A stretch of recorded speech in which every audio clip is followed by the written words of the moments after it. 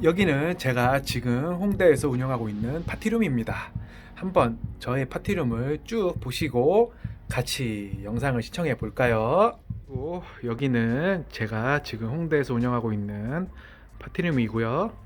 이렇게 기본적으로 파티를 할 수 있는 모든 것들이 세팅이 되어 있기 때문에 손님들은 그냥 몸만 오셔가지고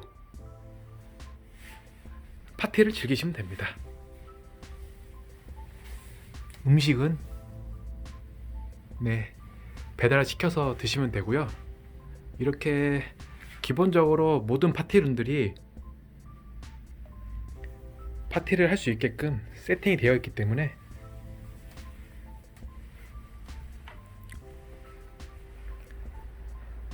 많은 사람들이 파티룸을 찾으면서 친구들과 좋은 추억을 쌓고 있습니다. 안녕하세요. 올어바웃 파티룸의 파티 베이터입니다. 저번 첫 영상에서는 파티룸 창업을 왜 해야 하는지에 대해서 제가 한 5가지 이유를 말씀드렸고요. 이번 두 번째 영상에서는 파티룸 사업이 과연 향후 5년, 10년까지도 유망한 사업인지에 대해서 한번 알아보겠습니다. 여러분은 파티룸 사업에 대해서 어떻게 생각하고 계시나요? 저는 제 개인적인 주관적인 생각이지만 앞으로도 파티룸 사업은 쭉 시장에서 사장되지 않고 잘 되지 않을까라고 생각을 합니다. 제가 파티룸 운영을 한다고 해서 꼭 그렇게 말씀드리는 건 아니고요. 지금 전반적인 그 시장 흐름이 아마도 파티룸 오프라인 사업을 더 활성화시키기에는 좋은 상황이 아닐까라고 생각이 듭니다. 제가 그 이유에 대해서 간단히 한번 말씀드릴게요. 우선은 이 말씀을 하기 전에 전제 조건은 당연히 무조건 있습니다. 호스트의 역량이 좋아야 합니다. 호스트의 역량이 없으면은 돈 수천만 원, 수억을 갖다 줘도 어떤 사업이든 잘 이끌어 나갈 수 없겠죠. 그거는 명백한 전제 조건이고, 첫 번째 이유는 공급도 지금 많이 늘어나고 있지만 수요도 많이 늘어나고 있습니다. 그 수요와 공급 법칙에 대해서 많이 아시겠지만 공급도 이렇게 조금씩 늘어나고 있지만 수요는 더 늘어나고 있어요. 즉 예를 들어서 제가 한 5년 전에는 파티룸이 홍대만 해도 저 포함 5개, 10개 밖에 없었어요. 그래서 그때는 하루에 예약 전화가 많게는 50건, 적게는 2, 30건은 기본이었죠. 물론 지금은 공급이 더 많아졌기 때문에 전화가 하루에 3번, 4번, 많게는 10번까지는 오지만 그 전에는 정말 어마어마했죠. 그런데 공급도 늘어났지만 수요도 많이 늘어났어요. 즉 한번 예전에 제 기억을 떠올려 보면은 예전 우리가 모임을 하거나 아니면 다른 기타 만남이 있을 때는 대부분 술집에서 많이 모였습니다. 호프집에서. 그리고 3, 3, 5 모여서 많이 이야기도 나누고 술도 마시고 그렇게 놀았죠. 하지만 파티룸이 생긴 이후부터는 많은 사람들이 파티룸을 잡아서 예약을 하고 있어요. 이 말은 즉 무슨 뜻이냐면 호프집에 모일 그 만남들이 이제는 파티룸으로 주로 모인다는 얘기죠.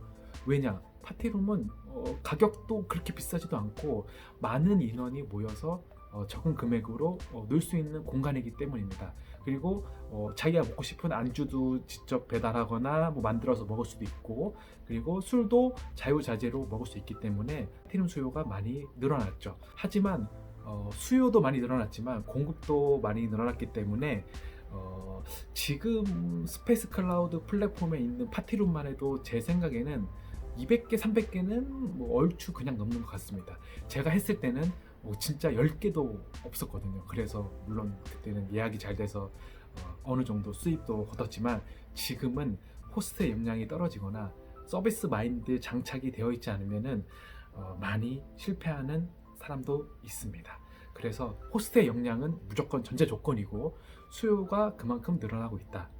공급도 늘어나지만 수요는 더 늘어나고 있다고 저는 봅니다. 그리고 브라이덜 샤워의 등장입니다. 물론 브라이덜 샤워가 한 5년, 10년 전에도 하시는 분들은 하셨어요. 하지만 지금은 대부분의 예비 신부들이 브라이덜 샤워를 합니다. 이유는 알 수 없지만 어느 순간부터 갑자기 브라이덜 샤워의 수요가 늘어났어요. 제 생각은 이렇습니다. 여성분들은 조금 이런 게 있는 것 같아요. 누군가 한 명이 브라이더 샤워를 시작을 하면은 다른 친구들도 같이 해야 됩니다.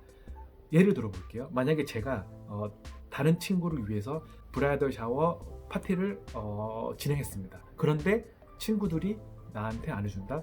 내가 결혼을 하는데 파티를 안 열어준다. 이 말은 뭐 곧 절교를 하자는 이야기죠. 물론 뭐 안 그러시는 분도 있겠지만 저 같아도 상처를 조금 받을 것 같아요. 만약에 내가 해줬는데 친구가 해주지 않는다. 그러면은 아무래도 상처를 받겠죠. 그래서 브라이더 샤워의 수요가 지금 많이 늘어났습니다. 예를 들어서 데이 패키지, 특히 주말에 데이 패키지, 온라인 패키지에 성수기 기간이 있어요. 4월, 5월, 그리고 9월, 10월 달에는 브라이더 샤워의 그 수요가 기하급수적으로 늘어납니다. 그래서 브라이더 샤워 수요가 늘어났기 때문에 지금 파티룸의 수요도 많이 늘어났어요. 브라이더 샤워 덕분에. 네. 그리고 뭐 브라이더 샤워뿐만 아니고 생일 파티도 그렇고 뭐 다른 기타 모임들도 많이 모이게 됐어요.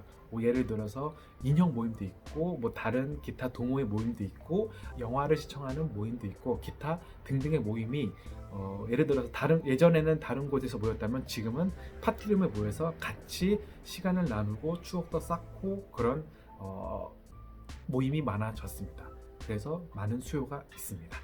두 번째는 호텔과 에어비앤비보다 많은 장점이 있어요. 우선 첫 번째 장점은 뭐냐? 소음에 그리 민감하지 않습니다. 파티룸은 보통 물론 뭐 3명, 4명, 5명, 6명 올 수도 있지만 10명, 20명, 30명까지 옵니다. 이 말은 즉 뭐냐?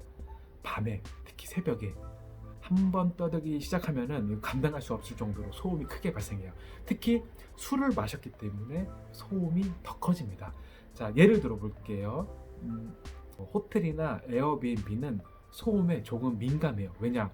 숙박 시설이기 때문에 옆동이나 아니면 위아래에서 조금만 떠들어도 바로 컴플레인 들어옵니다. 에어비앤비도 뭐 주위 환경이 대부분 주택가이기 때문에 조금만 크게 떠들어도 옆집에서 민원이 들어옵니다. 하지만 파티룸은 대부분 상가 지역에 있고 위아래층은 한 10시, 11시면 적어도 나가지 않을까요? 밤새면서 일하시는 분들이 많이 없기 때문에 그래서 파티룸은 소음에 조금 덜 민감합니다. 근데 이 점이 정말 좋은 이점이에요. 아마 에어비앤비에서 대여섯 명 정도 모여 이야기를 하고 술을 마신다? 제 생각에는 높은 확률로 민원이 들어옵니다. 호텔은 물론이고요. 그리고 두 번째로 호텔하고 에어비앤비보다 좋은 점은 그건 바로 많은 인원을 수용할 수 있다는 점이에요. 많은 인원을 수용할 수 있다는 점은 정말 너무나 강력한 장점이죠. 호텔도 요새는 뭐 3명, 4명, 5명, 6명까지 들어갈 수 있지만 그렇다고 뭐 10명, 20명이 들어갈 수는 없겠죠. 호텔이 뭐 펜트하우스로 직접적으로 호텔 파티룸을 꾸미지 않는 이상. 하지만 호텔 파티룸은 엄청 비쌉니다. 가격이 어마어마해요. 뭐 이렇게 비교를 할 수 없겠지만 뭐 파티룸 가격이 10명 기준에 20만 원이면 호텔은 10명 기준에 기본 50만 원, 60만 원 하겠죠. 편의시설은 물론 파티룸이 훨씬 떨어집니다. 호텔은 침대도 있고 욕실도 있고 더 좋은 곳은 수영장도 있기 때문에 편의시설은 비교를 할 수 없지만 그래도 파티룸이 호텔보다는 가성비가 더 뛰어난 면이 있겠죠. 네, 이거는 뭐 거의 확실하다고 봅니다. 가성비 차원에서. 세 번째 이유는 오프라인 시장은 죽어가지만 온라인 시장은 많이 살아나고 있습니다. 그럼 사람들이 이렇게 물어봅니다. 파티룸은 오프라인 시장인데 네, 하지만 참 다행인 것 같아요. 예를 들어서 오프라인 로드샵은 지금 시장이 점점 죽어가고 있습니다. 물론 그 반면에 온라인 사업은 더 성장을 하고 있고요. 그런데 파티룸은 특성상 사람들이 온라인에서 모여서 놀 수가 없어요.